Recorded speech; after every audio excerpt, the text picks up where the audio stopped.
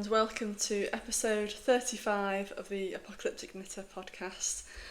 I'm Naomi and I'm coming to you from my little bunker in Leeds in West Yorkshire, where I live with my husband, my teenage son and our cat.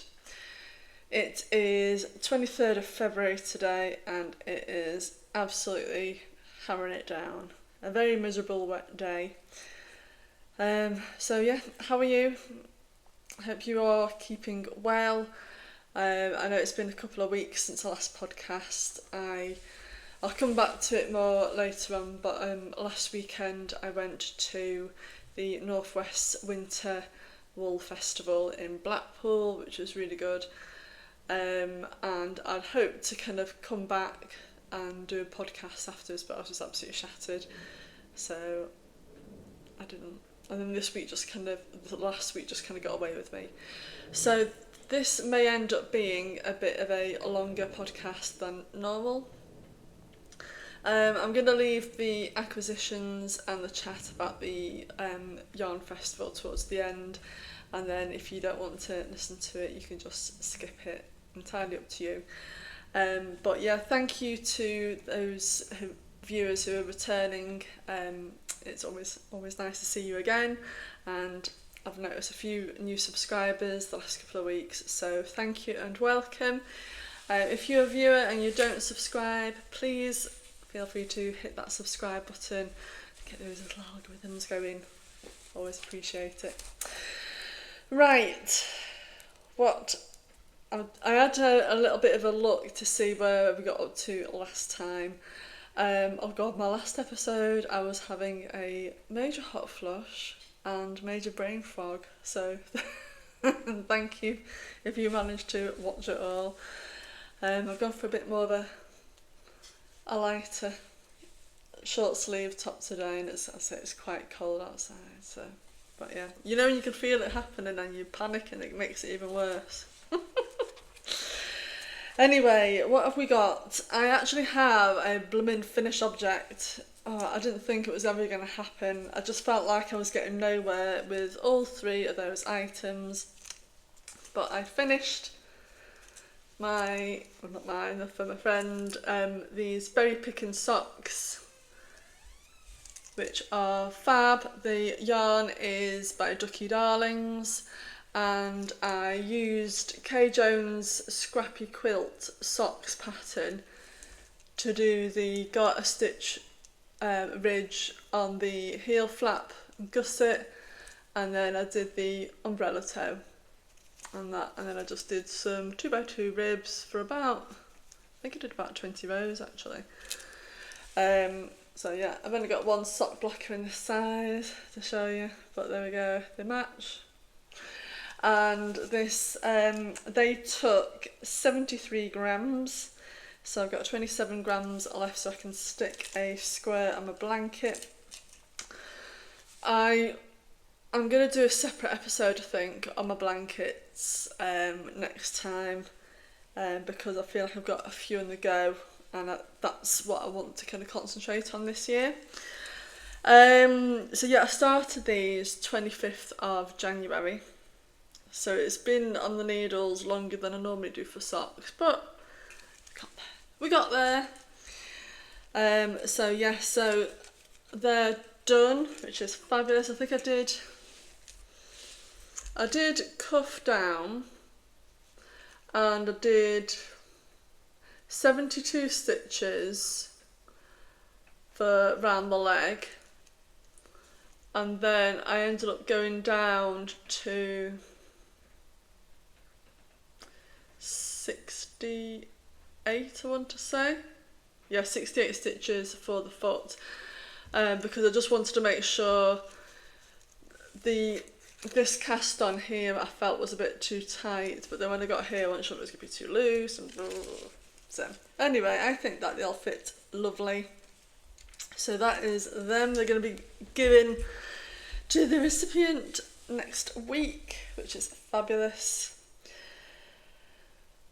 Now, the two WIPS. I am so over this anthology throw, but I'm nearing the finish line, because I thought to myself it'd be like 12 rows, but I want to use up to the end of the wool. Anyway,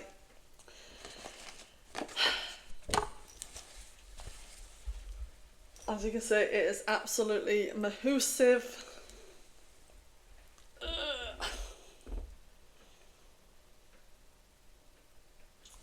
I've worked out, right, and I'll show you where I'm up to first of all. So you can see that little stitch marker. I just started the peppermint when I last podcast. So look, I have done, it doesn't feel like I've done any, but I have. So the yarn, this is in the Ducky Darlings Charlie and the Chocolate Factory Advent Calendar from 2023. It's my little postcard with all the names. I'm going to pop that there and go through. So we had, God, it weighs a ton. That light green was peppermint. The speckly dark green is glass elevator. And then we've got that one there is licorice laces. And then there's two, the last two were they look different, but when you work in them, they look quite similar. So I think the one with the orangey tones, orangey speckles, that is Jelly Bean Roulette. And then there's ones with just, see there, like the green and the reds, that is Charlie Bucket. And then, as you remember, I picked out that skein from Red Squirrel and June. I'm going to see if I've got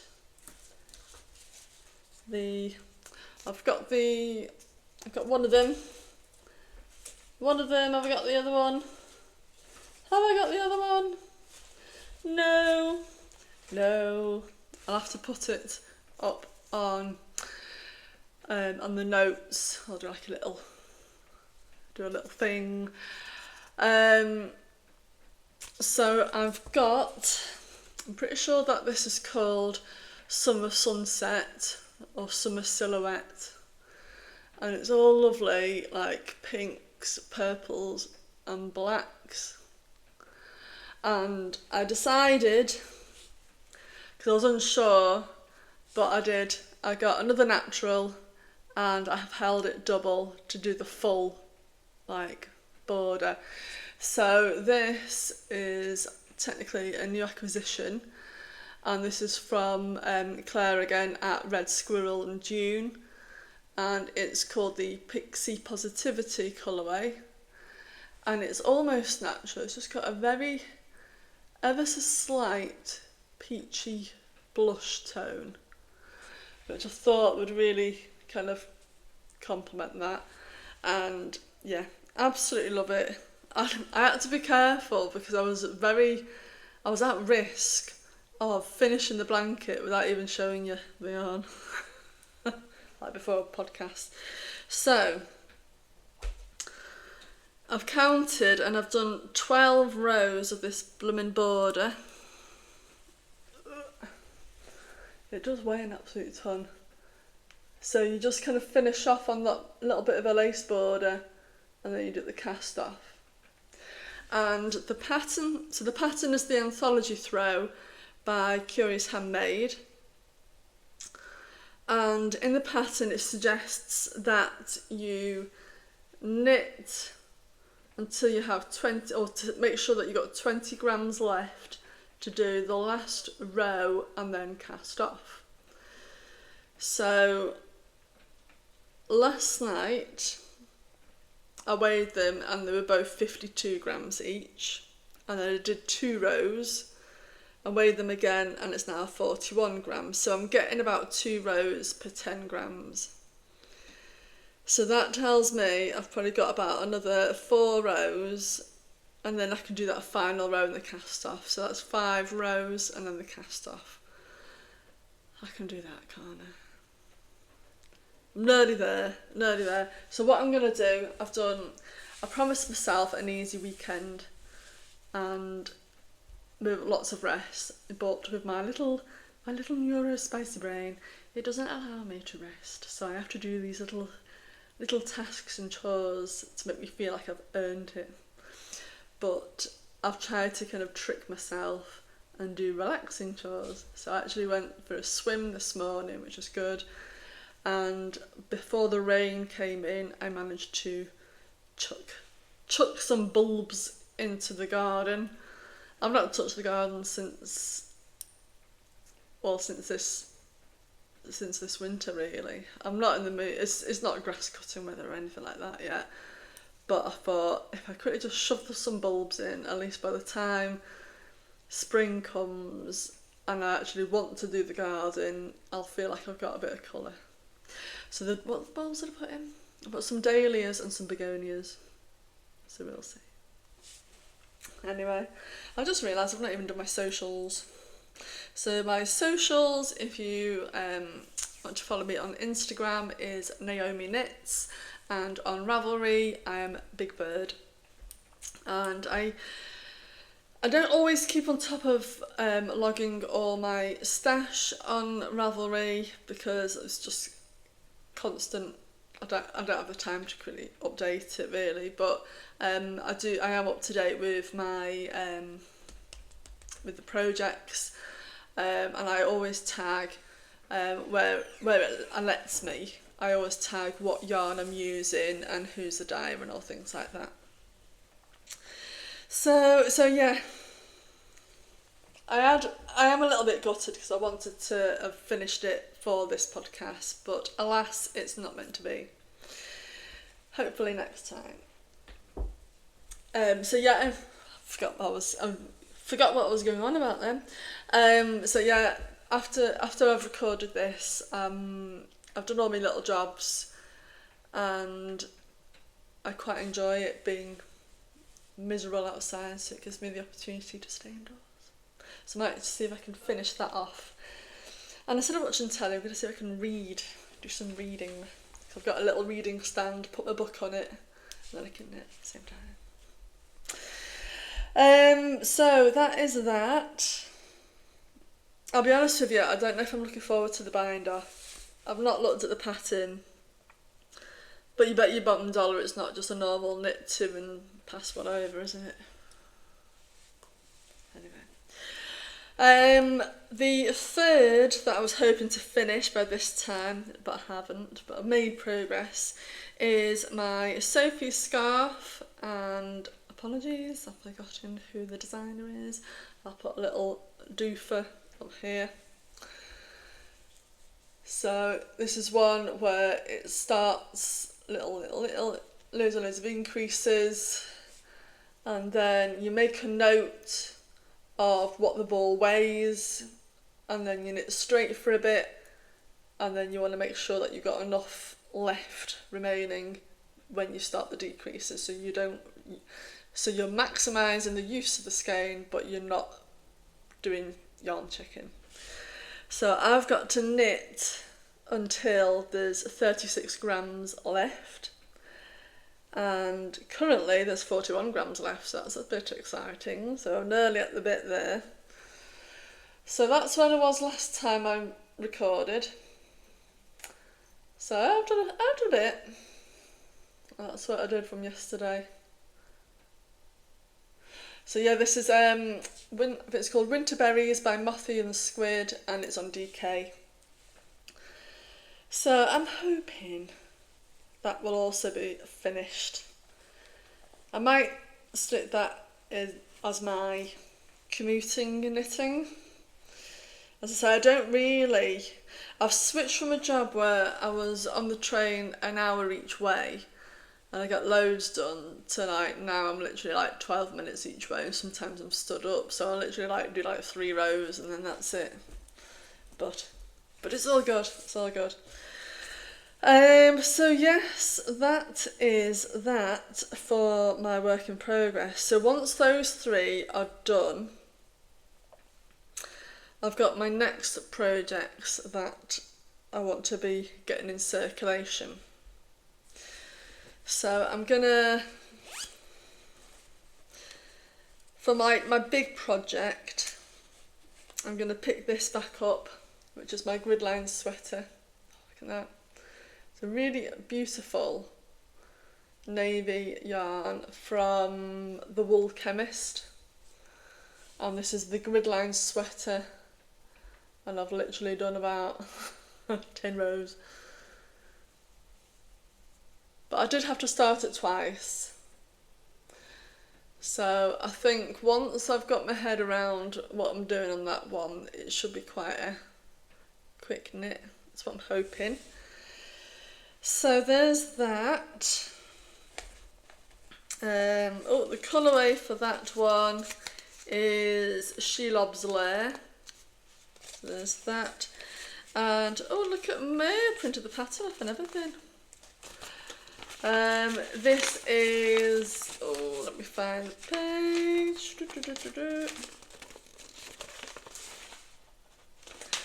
Grid Lines by Sosu. And that's short for Suzanne Sommer. Isn't that just so beautiful? It's going to be really quite an elegant one, I think, especially with that navy. I think it'll do it justice. So Sosu is also the designer who's done the Hoodie Shawl Cardigan. I'll come back to that. I'll come back to that in a moment. So that's what I want to do. As regards to like smaller projects, I'm going to cast on a pair of socks. Oh, do you know what? I've just caught my nail. And it's snagging. So I'm going to cast on a pair of socks for my brother. And this is Martin's Lab. Do you know what? I cannot remember the colourway, but I've tucked it in here. Oh, it's called Blue Flame. And it's like a grey base with some tonal blues in there, which I thought would be nice. So that is that. There we go.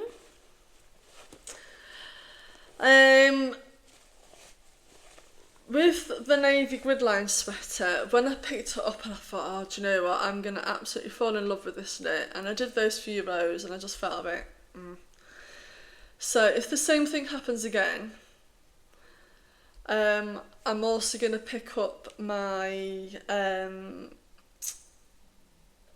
it's called the Big Marl, so I'm doing a blanket for my other brother, and it's like a corner to corner, so the pattern is called the Big Marl, and it's a free pattern on Hedgehog Fibres. So if you go into their Instagram account and click on the link in the bio there, it takes you to some free patterns, and I think you have to kind of scroll down and then the next page and it's there, and that is like really, really good. I'm holding 4 strands of 4-ply together on 8mm needles, so it's nice and big and squooshy.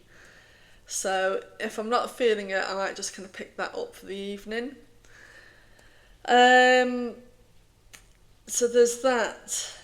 So that comes up to all my kind of what I've got on the needles and what I'm going to be knitting on in the next couple of weeks. So next I'm going to talk about the Northwest Winter Wool Festival and what I bought there and what I was looking for and things like that. So I didn't intend to buy a great deal, but I have a few things in the pipeline that I've got my eye open on. Anyway, I bought a bit. It wasn't crazy, but that was probably going to be my last show until October, because October I'm going to a yarn festival in Berlin in Germany, which I'm extremely excited about. So that's October, so that gives me a good 6-7 months to kind of get through some of this stash and work out what it is that I want to do. Anyway, I'm waffling again. So this yarn festival was in Blackpool, and I do believe, correct me if I'm wrong, that it's probably one of the first yarn festivals that have kind of been held around the northwest, well, that I've been aware of. So it was really good to kind of give dyers in that region an opportunity, a platform to kind of showcase their lovely yarns, kind of thing. So I went with Sammy, my friend Sammy, and it was a really good day. It was held at the Imperial Hotel in Blackpool, which had some lovely. It was split over a couple of rooms. Ended up staying over at the hotel, just making a little mini break out of it. And yeah, it was absolutely freezing. Oh my goodness me. It was freezing. Went for a walk to kind of blow the cobwebs away, and to kind of, you know, because if it was on a promenade, you've got to have a walk on the promenade. Oh my god, it was freezing. Bloody hell. Anyway, there was a dyer there who sells like really, I want to say really cheap. That sounds like bad, but he sells like these like large hanks of British wool, quite reasonable value, and it'd be like £10. But it's very much like, what I've got is what I've got, you know. There won't be the same dye a lot, so it's just take it or leave it kind of thing, because his prices are so low. So they were there, and there was a dyer who I'd been wanting to see, and it was the first show that they were there, like the Discrete Unicorn. It was really good fun. And there was a couple of new to me dyers, so I'll go into all that. But in the back of my mind, I've shown these before, but these are a couple of skeins that I've bought for, I want to make a hoodie shawl cardigan. And as you can see, it's absolutely gorgeous. Got that gorgeous bright orange going through to like a bright purple. And the hoodie shawl cardigan, the first like the yoke is like, what do you do? 2 rows of each, so it's like a pinstripe. So I thought that'd be really good. It'll complement each other, nice and bold and all that. But then you have like another, like the rest of the body is just like a plain stockinette, and it'd be quite good. I cannot for the life of me work out what contrast or what to use for that, because I thought I don't think earthy colours would go with it. I can't do pastels. I tried putting a navy against it and it didn't look right. So I just had this little beamer bonnet, and I felt sorry for all the dyers I got chatting to, because I was just telling them about this thing, and then they kind of felt like they were trying to find something for me, and I was just like, no. And then I ended up at like 10 minutes before it closing, getting this colourway, thinking, oh yeah, that might do it. I got it home and it did not go together at all. But I bought 2 skeins of it because it is a nice colour and I'll use it. So we'll come back to this in a minute. Yes, I am waffling away. So let me see what I did in the order. And I went round in my little tote bag. So this is from Red Squirrel and June. So she gave me a little free tote bag as a thank you. So thank you ever so much. And I flashed that round with me when I was going round. Right, that was that. This might not be in the right order, and you might be getting some crinkling, sorry. But I'm a bugger for a mystery bag, and this was from the Discrete Unicorn. If you follow her on Instagram, you know that she's like a neon queen. And she was selling 10 minis for £25, which I thought was really, really good value. So I just wanted to do that. And I thought, if there's 10, there is bound to be some colours that I will definitely love. And I was really lucky. We've got 2 of the neon green. Got a lovely, do you know what, I'm not doing a very good job today at all, am I? Ugh.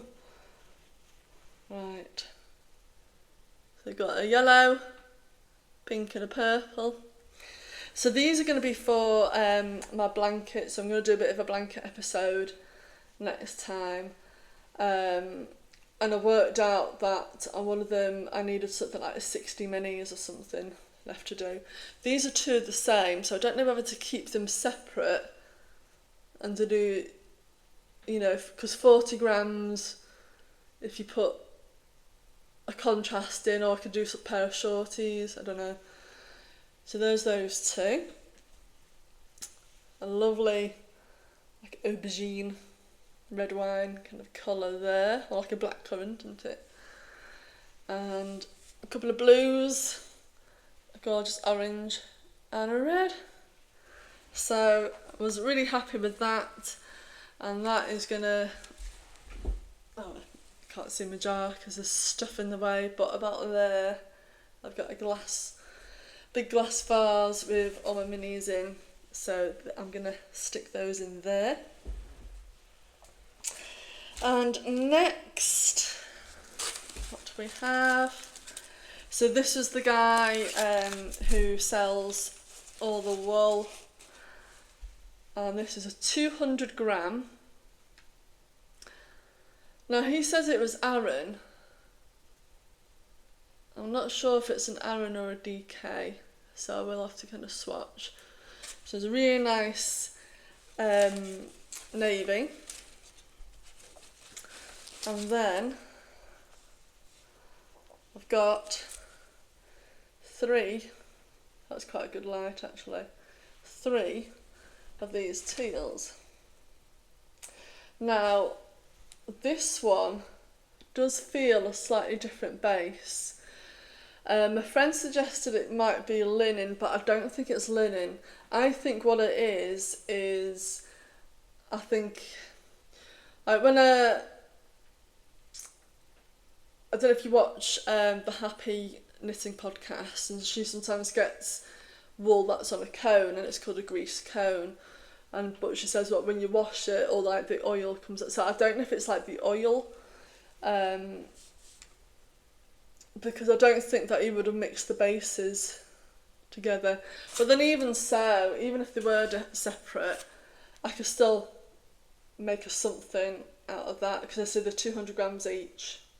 And I just thought, so these 3 were the last 3 teals, so I thought I'll grab them, and the navy I think goes quite well with it. So that is going to be, I have a BMA bonnet this year, as well as finishing my blankets. I want to kind of do like, what do I call it, some jumpers for my wardrobe, for my apocalypse. So I kind of don't want to, I'd like to kind of knit about 10 different jumpers, all in different colours, but ones that are going to be quite resilient, that's not the right word, quite sustainable, and will last, you know, like 20 years. That's what I'd like to do, I think. And I thought this one that I've made here, I've not even told you what I'm wearing, have I? This is the breathing space. I'll stand up properly in a minute. I looked at my Ravelry and I've been wearing this for 8 years, and I thought it's not pilled.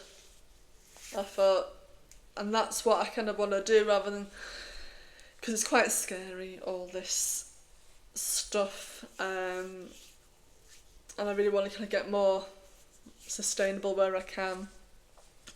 And if that means knitting lots of jumpers, so that's one less thing that I'm buying, then so be it. So that is those. And I got all those 4 skeins for £40 total for 800 grams of yards, which I don't think is too bad at all. So there's them. And then oh my goodness me, I'm losing one. I've lost one. No. Oh no, I've not lost it, it's at the bottom. Sorry, panic. It's only little. So this is a new to me dyer called the Super Effective Fibres. And met the lovely Carl. And a lot of them are all Pokemon. I think these ones, which he calls yarn decks. So these are just like little minis, 20 gram minis, were Pokemon themed. But I don't know what this one's called. It's not got a name on it. You have to message me, Carl. So it was really nice to just have a good chat with him. We're quite new to the circuit. Is it a circuit? But yeah, I really do like meeting and chatting and see where they take their inspiration from. Sammy, who's with me, she was just, everything she seemed to kind of be drawn to that day was yak. So she bought a couple of skeins there, but no, it was really, really good. So I thought I'm gonna get this for the blanket because I don't have that many blues in. And I thought I quite like that. So there's that one. And then I was moping around and I got to another new to me dyer called Penny Stitch Craft. And I was telling her about my dilemma, and she said this is like a new grey base that she had. Now the light in there, I thought it had green tones in it. She's right, it doesn't, it's like kind of beigey. But I thought, do you know what, if it doesn't go with it, if I get 2 skeins, I thought grey you'll use up with anything. And look, doesn't go at all, does it? But do you know, it's fine. It's fine. And then my last yarny purchase was from the lovely Hayley from Ducky Darlings, and I absolutely love that. This is called Illusion, and it's on the sport weight, and it's the last one, so I might make some socks with that. It's a really nice purple and teal there. So then I was just having a mooch about this morning. Oh, I will before I go into talking about mooching about. I met the lovely Lindsay at Coastal Colours there. Because I was looking at her, they had some Swift and Winders, and you know when you get to the end of the day and you're starting to flag a bit. Anyway, I saw her, I was also looking at the needles, and I saw this 9-inch circular for doing socks. Now I've given it one attempt before now, and I just couldn't get to grips with it. So she literally said, come here, and I went round to sit behind the counter, and she had a chair, and she gave me her sock knitting, and she goes, just try that for 10 minutes. And I was laughing because I thought, no other show would it be socially acceptable to just kind of go around the counter and just help yourself to their knitting, because it's all about using a different muscle memory. And as I said, I've been knitting for about 40 years. And for me, when I'm holding the needles, I like to kind of feel the end of the needle there. So this one, it's like you've got nothing to hold on to, so it feels a bit. But I gave it 10 minutes, and she said, honestly, she goes, just persevere, and you do it does improve. So I thought, well, I'll get it. And same again with DPNs. I bought some DPNs to see if I can give that another go. Because I tried it once and I felt like I was just stabbing myself in the hand, and they kept slipping and sliding. But the ones that I was practicing on was just like some bog standard chrome. So I thought, if I get these, like the driftwood ones, they might kind of just grip a bit better. So anyway, I thought I'll try that. So that was it. Absolutely loved my purchases. But when I was preparing for this podcast this morning, and that was the first opportunity that I put that grey next to the blue and orange, the purple and orange, and it wasn't right. So then I thought, I must have something in my stash. So these are, you can do a little bit of a vote, right? We've got that one that I bought not so long ago, can't remember when. It was Yorkshire Arm Fest, I think it was. So that's quite like a tealy black. So I thought, maybe. But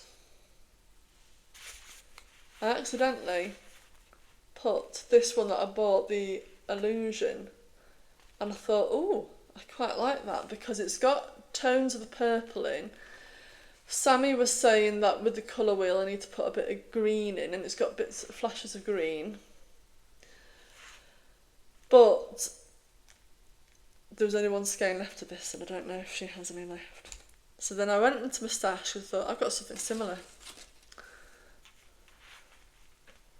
And I thought, it's got more of a prominent green. It's got that deep purple, and I've got 2 skeins of this.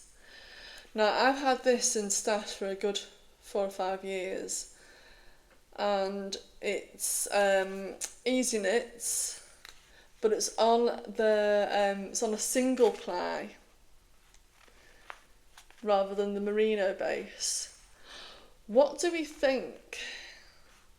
Because I'm thinking this is a possible. That was the only other one, and I thought,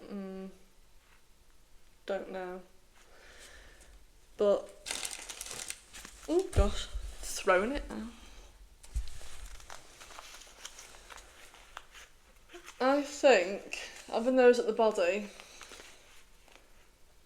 because it's got the flash of orange, so if the orange trim ends on it, or if the purple's the next to it,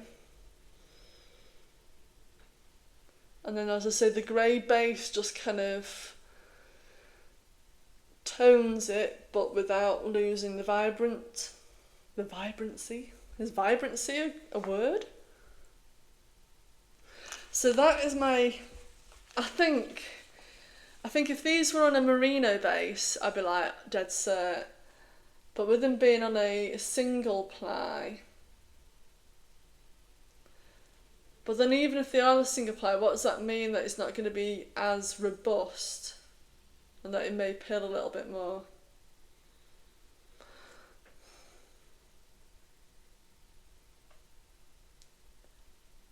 But I've knit a top with singles before, and it wasn't too bad. So I think I may go for it. What do you think? If you think I'm making a huge mistake, please put a comment on. But I think I may have found it.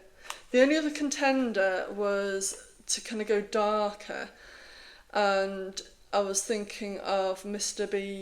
Bird Street yarn, either Stop the Pigeon or Starling, and that's a very dark grey. It's basically like the colour of a pigeon kind of thing, dark grey, and then you get the kind of the marbled, the purple and the teals and the little flashes there. But